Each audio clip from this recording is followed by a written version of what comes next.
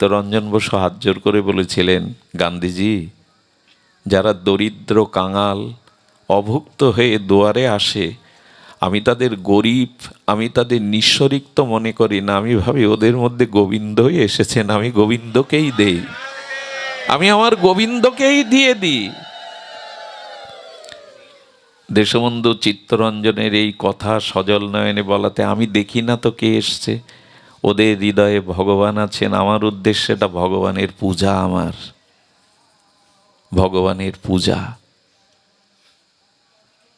আপনারা পুরনো দিনে চলে যান, যাদের সম্পদ ছিল, কেউ স্কুল নির্মাণ করেছেন, কেউ বড় পুকুর, একটা পুকুর একজন কাটে আর 100 বছর ধরে ওই পুকুরে সেবা নাই অন্য লোক।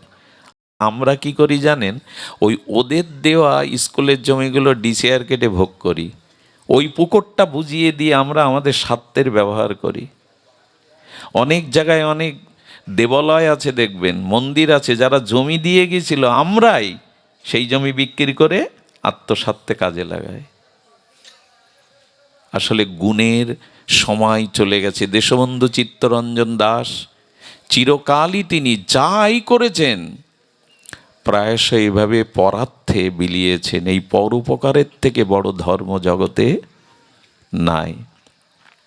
সুধীবৃন্দ, এই জন্য পরের স্বার্থকে, আচ্ছা ভগবান পরের স্বার্থ কেমন দেখেন জানেন? একদিন উদ্ধব দেখছে ভগবান ভক্তের পিছু পিছু যাচ্ছে, গোবিন্দকে প্রশ্ন করছেন, তুমি শ্রেষ্ঠ, তুমি সৃষ্টিস্থিতি প্রলয়ের অধিকর্তা ভগবান, তুমি সামনে যাবে, ভক্তের পেছনে পেছনে হাঁটছো কেন? গোবিন্দ বললেন, আমি ভক্তের পেছনে হাঁটছি কেন জানো? কিছু জীবের কল্যাণ হবে বলে। বললো, তুমি ভক্তের পেছনে হাঁটছো জীবের কল্যাণের জন্যই। দেখুন ভগবানের বিষয়, দেখুন ভক্তের পিছু চলছে।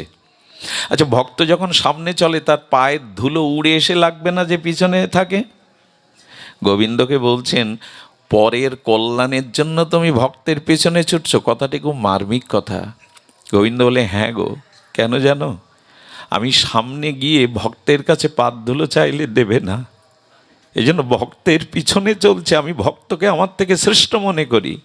তো বলি, এতে পরোপকারটা কি? বললো, ওই ভক্তের পাদ ধুলো আমার অঙ্গে যখন এসে পড়বে, তখন আমার দেহের মধ্যে অনন্ত ব্রহ্মাণ্ডের যে জীবগুলো কৃষ্ণ বিমুখ, ওই ভক্তের পাদ ধুলো পড়লে ওই জীবগুলো কৃষ্ণমুখী হয়ে যাবে, তাদের কল্যাণ হবে, এই জন্য পিছনে চলছি। ভগবান ভক্তের পেছনে চলছেন, ওই ধুলো পায়ে এসে পড়লে গায়ে, তার লোমবিহারে যে ব্রহ্মাণ্ডের কৃষ্ণ বিমুখ জীব আছে তাদের আত্মকল্যাণ হবে। চিন্তা করতে পারেন? আচ্ছা গাছের ফল কি গাছ নিজে ভোগ করে না অন্যকে বিলায়? মায়ের স্তনের দুগ্ধ কি মা খায় ক্ষুধায় না সন্তানকে দেয়? গাভীর দুগ্ধটা তো গাভী পান করে না অন্যদের জন্য। নদীর জল তো নদী নিজে জল পান করে না, প্রদীপ নিজের বুক পুড়িয়ে তো অন্যকে আলো দেয়। এ সৃষ্টির আলো বাতাস ফুল ফল নদ নদী নক্ষত্র চন্দ্র সূর্য সব পরের কল্যাণের জন্য। শুধু আমি বুঝলাম না যে আমার জীবনটা অন্যের কল্যাণের জন্য। এইটা যেদিন বুঝবো, এই দিন এই পরমার্থের দ্বারা কল্যাণ হবে। ভক্ত চরিত্র দেখুন, নিজেকে উদ্ধার হতে চায়নি, সবাই চেয়েছে প্রভু অন্যের কল্যাণ করো, অন্যকে উদ্ধার করো, আমি নরকে যাই। অন্যের কল্যাণ করো। একটা জিনিস লিখে নেন, অন্যের মঙ্গল না করলে আপনার মঙ্গল কোনোদিন আসতে পারে না। আজকে যারা পেয়েছেন সুখ সমৃদ্ধি, আপনাদের গত জন্মে করা ছিল অন্যের কল্যাণ, তাই ফিরে এসেছে। এই জন্য সুখ আসলে অন্যের মধ্যে বিলিয়ে দিন। বাড়িতে 5 জনের রান্না হয়েছে, কবজি ডুবিয়ে পাবো, সেবা নেব, যদি হঠাৎ 5 জন অতিথি এসে যায়, নিজেদের ওইটা তাদের সেবা করিয়ে দেখবেন ওই রকম আনন্দ নিজে খেয়ে পাবেন না। অন্যের কল্যাণের মধ্যে, অন্যের মঙ্গল ভাবনার মধ্যে আপনার মঙ্গল নিহিত আছে। আপনার মঙ্গল সেই দিনই আসবে যেদিন আপনি অন্যের পরোপকারের চিন্তা করবেন। সমাজে আজকে এই দুর্দশার কারণ হলো এই স্বার্থ। কি করে আমি ভালো থাকবো, আমারটাই বজায় থাকবে, এই ক্ষুদ্র চিন্তায় বিশ্ব সভ্যতাকে আজকে ধ্বংসের মুখে দাঁড় করিয়ে দিয়েছে। আপনারা জানেন একটা দেশের সামরিক খাতে যে অর্থ ব্যয় হয়, সেই অর্থ যদি মানুষের কল্যাণে ব্যয় হতো, পৃথিবী সোনা দিয়ে মুড়িয়ে দেওয়া যেত। অস্ত্রের খুব দরকার এই জন্য যে আমরা মানবিকতা হারিয়ে ফেলেছি, অন্যের কল্যাণের কথা হারিয়ে ফেলেছি। এই জগতে সেই সব থেকে দরিদ্র ক্ষুদ্র যে আমার ঘরে আমি ভালো থাকবো আর সব নষ্ট হয়ে যাক আমার জাতি স্বজাতি, এই চিন্তাই হলো ক্ষুদ্র চিন্তা। আমাদের বৃন্দাবনের এক আচার্য প্রভু, তিনি ভক্তমাল গ্রন্থ পাঠ করেন, বিখ্যাত। তিনি একটি ঘটনা বলেছিলেন, ঘটনা বড় মার্মিক ঘটনা। সেই ঘটনা হলো, পুরাকালে এক বন্ধুর ফাঁসি হয়, তখন রাজপ্রতাপ বহু শরণাতীত অতীতে। কিন্তু যে বন্ধুর সাথে তিনি মিশতেন, স্বার্থ ছিল না। জীবনে নিঃস্বার্থ বন্ধু পাওয়াটাও খুব ভাগ্যের। যিনি পেয়েছেন, একটা জিনিস বলি, স্বার্থশূন্য কোনো চলার পথে সৎ বন্ধু যদি পান, এর থেকে বড় পাওয়া এ জগতে আর নাই। এর থেকে বড় পাওয়ার হতে পারে না। নিঃস্বার্থ সৎ বন্ধু যদি চলার পথে পাওয়া যায়, এর থেকে বড় প্রাপ্তি এ জগতে আর নাই। তো তিনি পেয়েছিলেন বন্ধু। একটা অপরাধের, অনিচ্ছাকৃত অপরাধে সে সময় তার মৃত্যুদণ্ড হয়। 1 মাস পরে ফাঁসি। 15 দিন পরে তিনি বলছেন, আমার সহধর্মিনী অসুস্থ, আসতে পারবে না, আমি একটু দেখা করে দুটো কথা বলতে যেতাম। বলে, তোমার জন্য কাউকে জামিন রেখে যেতে হবে। তৎকালীন সময় এরকম নিয়ম ছিল। রাজাকে বলা হলো, বললো ওর জন্য কেউ এই ফাঁসির দায়িত্ব নিয়ে বন্দি থাকবে, তবে ওকে যেওয়া যেতে পারে। এই সুযোগটা ওর সেই বন্ধু খুঁজছিল। বন্ধু এসে বললেন, রাজা, আমি ওর জন্য 15 দিন, আর তো 15 দিন বাকি, বন্দি থাকছি, ওকে ওনার স্ত্রীকে, অসুস্থ স্ত্রীকে দেখতে দিন। এরকম বন্ধু কাকে বলে? 3 জায়গায় যাকে পাশে পাবেন, জানবেন সে আপনার প্রকৃত বন্ধু। মৃত্যুর পরে শ্মশান যাত্রী হয় যারা, আমার অমুক কাজ ছিল, অমুক ছিল, তমুক ছিল, এই অজুহাত না দিয়ে যারা আপনার শেষের দিনে আপনার সাথী হবে, এরাই। দ্বিতীয়ত, যখন দুর্ভিক্ষ আসবে, মানে অন্যের কষ্ট আসবে, তখন যে এক মুঠো অন্ন নিয়ে আপনার পাশে দাঁড়াবে। আর বিনা অপরাধে কেউ যদি রাজদণ্ড ভোগ করে, সহায়তা নিয়ে তার পাশে দাঁড়াবে। এই 3 জায়গায় যারা দাঁড়ায়, চাণক্য বলেছেন, তারাই তোমার হিতকারী বন্ধু। দেখবেন স্বার্থবাদী বন্ধু যারা, তারাই 3 জায়গায় পাশে অজুহাত খাড়া করবে। কিন্তু যারা প্রকৃত বন্ধু, সব ছেড়ে এই 3 জায়গায় তারা আসবেই। এই 3টি ক্ষেত্রে তারা আসবেই। তো সেই বন্ধু বলছেন, আমাকে বন্দি রেখে ওকে মুক্তি দিন। যেতে লাগে 2 দিন, আসতে লাগে 4 দিন, আছে 15 দিন। ও বসে বসে ঈশ্বরকে ডাকছে, প্রভু ও যেন মুক্তি পায়, ফাঁসি যেন আমার হয়, ও যেন না আসে, আর ও যেন না আসে, এই প্রার্থনাই করছে রাত দিন। ওর জন্য যদি জীবন দিতে পারি, সেটাই আমার জন্য কল্যাণকর হবে। ফাঁসির রায় যেদিন ফাঁসি দিতে যাবে, 1 ঘন্টা আগে চিৎকার করে রাজাকে বলছে এই বন্ধু ফিরে এসে, খবরদার, এত বড় হিতকারীর বন্ধু আপনি ফাঁসি দেবেন না, আমাকে তুলুন। যখন ওকে নিয়ে যাচ্ছে, তখন রাজার পা জড়িয়ে ধরেছে, আমাকে ফাঁসি দিন। এই দৃশ্য দেখে রাজা তো তার মনও বিগলিত হয়ে গেছে। এরা কারা? একজনের জন্য আর একজন জীবন দিতে চাইছে। সব ঘটনা শুনে বললেন, তোমাদের ফাঁসি দেওয়া আমার পক্ষে সম্ভব নয়, তবে একটা কাজ করো, অন্যের জন্য যারা এভাবে জীবন দিতে চায়, আজ থেকে তোমাদের মধ্যে আমাকেও বন্ধু করে নাও। তোমরা তোমাদের মতো নিঃস্বার্থকে আমাকেও বন্ধু করে নাও।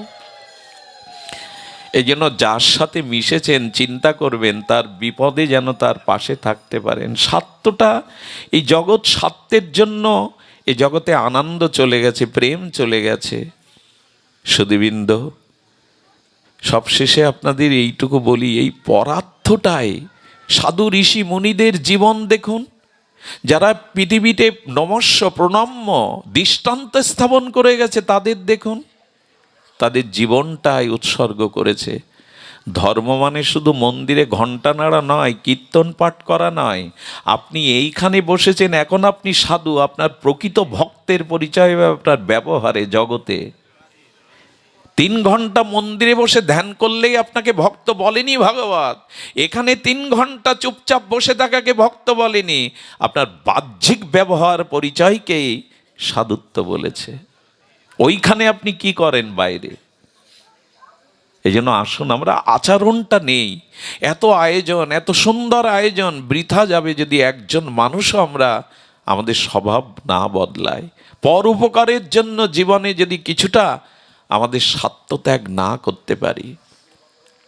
পরম পুরুষ রামকৃষ্ণ বলেছিলেন, ওরে মানুষ হয়ে যখন এলি একটা দাগ রেখে যা না, একটা দাগ রেখে যা। মৃত্যুর পরে আমাদের একটা ঘটনা মনে পড়ে।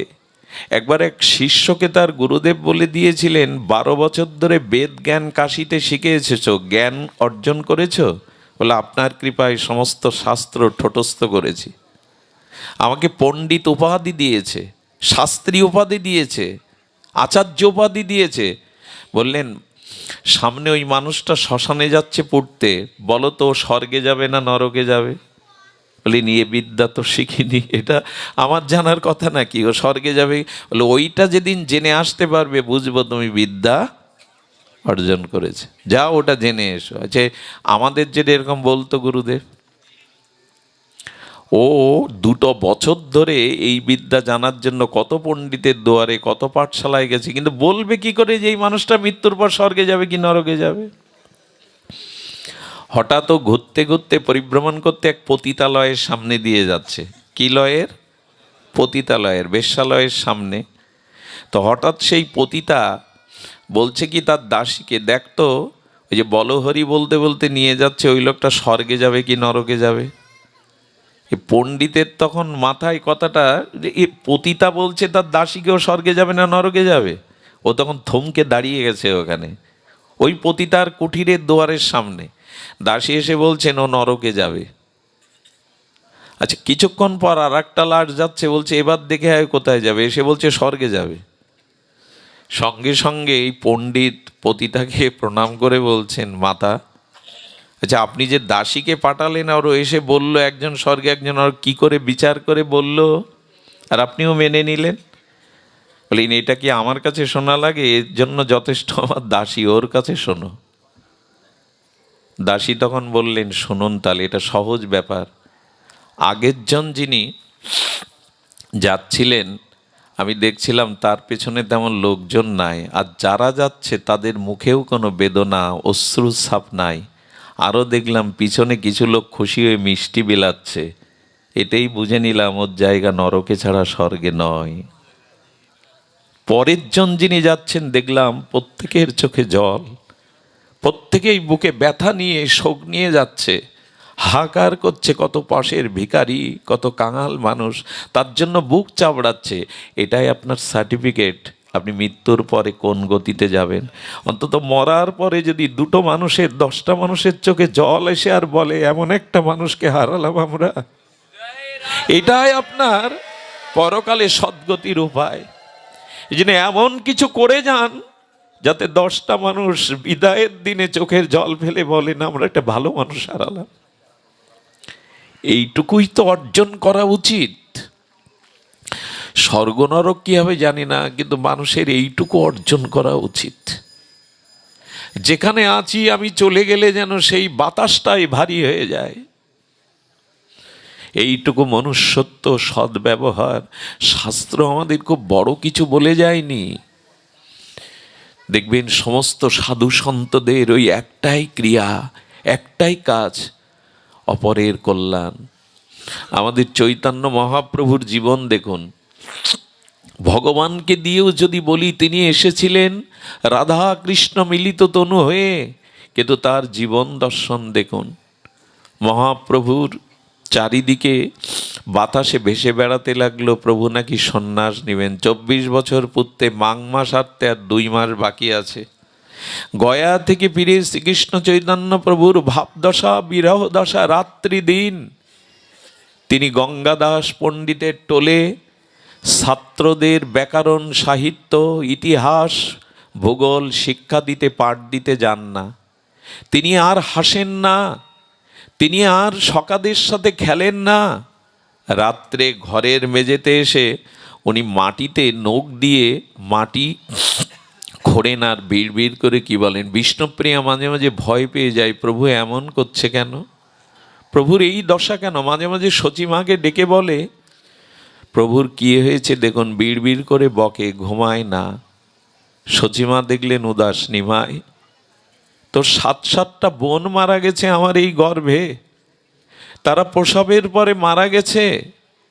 তোর বাবা চলে গেল, তোর দাদা বিশ্বরূপ 18 বছরের ফাঁকি দিয়ে চলে গেল, তুই যদি এমন করিস কি হয়েছে নিমাই বল আমায়। তুই ঘুমাস না, মাটি খুঁড়িস নখ দিয়ে, বিড় করে বলিস, ছাত্র অপেক্ষায় তাকে পাঠ দিতে যাস না, আর সকাদের সাথে হাসিস না। তোর কেশ দেখলে সুন্দর এই কাকরো কেশ, কোকড়ানো কেশ, তেল দিস না, এত উদাস কেন। মহাপ্রভু বললেন, আমার আর কিছু ভালো লাগে না, আমার কিছু ভালো লাগে না। শ্রীবাস পণ্ডিতকে, চন্দ্রশেখর মেসমশাইকে ডেকে বললেন, ওর বাবা নেই, তোমরা ওর অভিভাবক, আমার নিমাইকে দেখো না কি হয়েছে। শ্রীবাস পণ্ডিত হাত জোর করে বলছে, নিমাই, মা কাঁদছে, বধূ বিষ্ণুপ্রিয়া বিভ্রান্ত হচ্ছে, তোমার হয়েছেটা কি। নিমাই ক্ষীণ কণ্ঠে বললেন, শ্রীবাস, মা বলছে আমার নাকি মাথার ব্যামো হয়েছে, আমি উদাস হয়েছি। বলো না, বলো না, সত্যিই কি আমি উদাস হয়েছি, সত্যিই কি আমার ব্যামো হয়েছে, উপরিদোষ হয়েছে, বলো না। শ্রীবাস পণ্ডিত মহাপ্রভুর দোকানে হাত নিয়ে বললেন, প্রভু তোমার যে ব্যাধি হয়েছে, এই ব্যাধি খানিকটা আমায় দাও। তোমার ভগবানে প্রেম এসেছে, এই জন্য ঘরের সুখ তোমার ভালো লাগছে না, জগতের জীবের কল্যাণের জন্য তোমার হৃদয়ে কৃষ্ণ প্রেম এসেছে। প্রভু কিঞ্চিৎ আমায় দাও না। শ্রীবাস, তুমি যদি আমাকে ভুল বুঝতে, আমি এই গঙ্গায় ডুব দিয়ে মরতাম। শ্রীবাস, তুমি ঠিকই বুঝেছ। সেই দিন থেকে নিমাই পণ্ডিত আর সকলের কথা রাখতে গিয়েছিল টোলে। গঙ্গাদাস পণ্ডিতের সেই দুর্গা মণ্ডপে টোলে গিয়ে বই খুলে দিয়ে হাউমাউ করে কাঁদছেন, শাস্ত্র সামনে। ছাত্ররা বলছেন, কত দূর দেশ থেকে এসেছিলাম, আপনি দিগ্বিজয়ী পণ্ডিতকে পরাস্ত করে নবদ্বীপের ভূষণ আপনি নিমাই পণ্ডিত, আপনি কেন শাস্ত্র সামনে রেখে আমাদের পাটনা দান করে কাঁদছেন। মহাপ্রভু বললেন, আমার কাছে আর তোমরা এসো না। কারণ বলেন, কৃষ্ণ ভক্তি ছাড়া এ জগতে আর কোনো বিদ্যা নাই, কৃষ্ণ ভক্তি ছাড়া আর কোনো বিদ্যা নাই।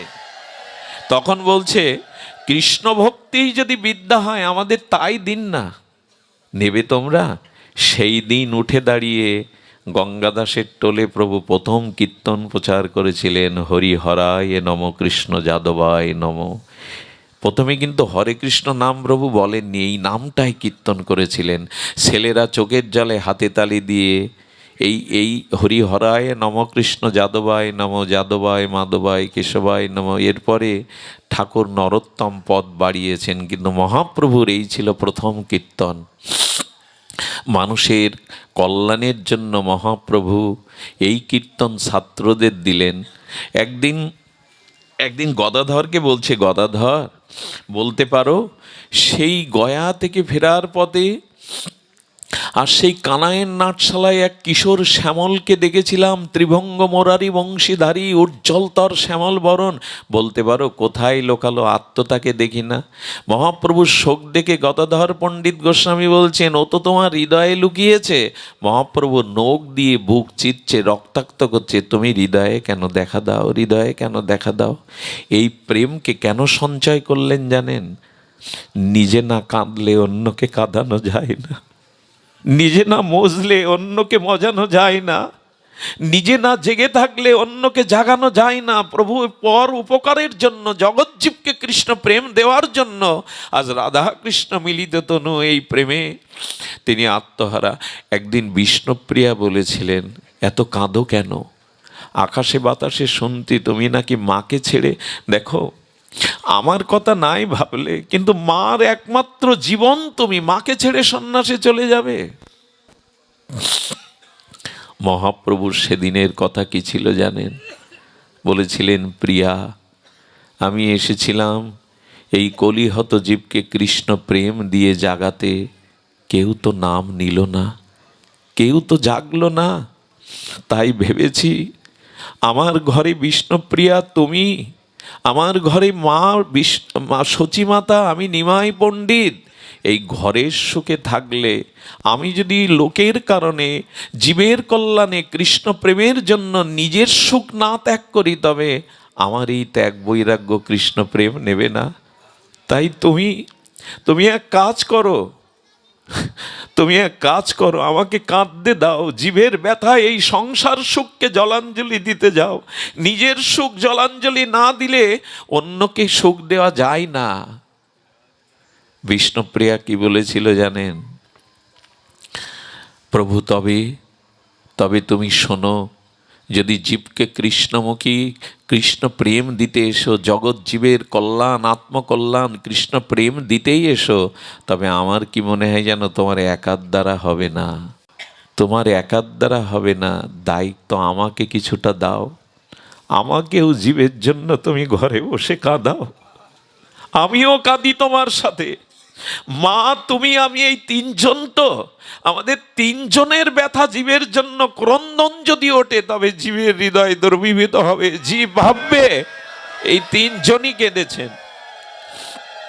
একটা কথা বলি, নিজের দুঃখে কাঁদাটা খুব সহজ, পরের দুঃখে চোখে জল আনা কাঁদাটা সহজ নয়। নিজের দুঃখে নিজের বিপদে কাঁদতে আমরা সবাই জানি, অন্যের ব্যথায় কান্না সকলের জীবনে আসে না।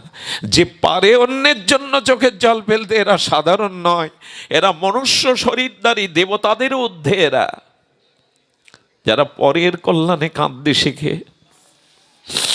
এ আমার আপনাদের মাতানোর জন্য এ কথা নয়, মহাপ্রভুর জীবন দর্শন তাই।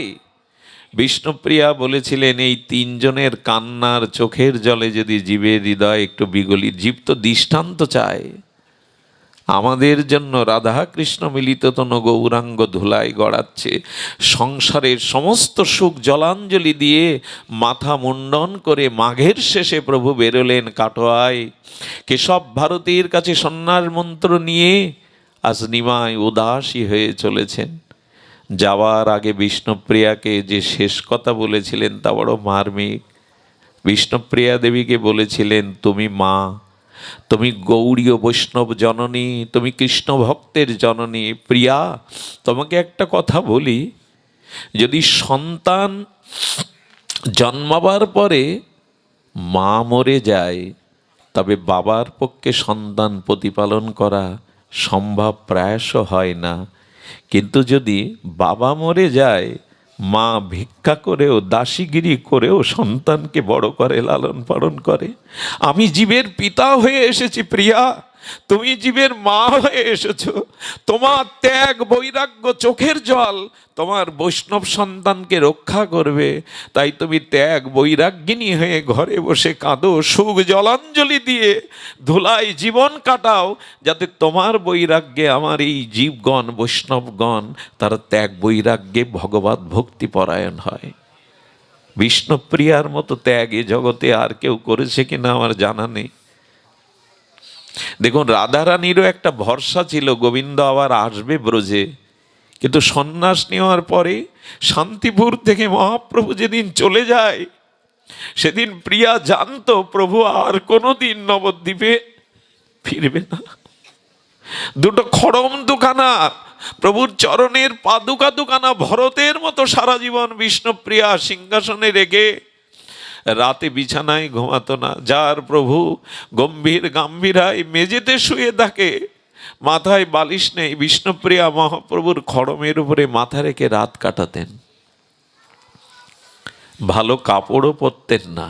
প্রভু সন্ন্যাস নিয়েছেন এই ত্যাগ কাদের জন্য? জীবকে জাগানোর জন্য, কৃষ্ণ প্রেম দেওয়ার জন্য।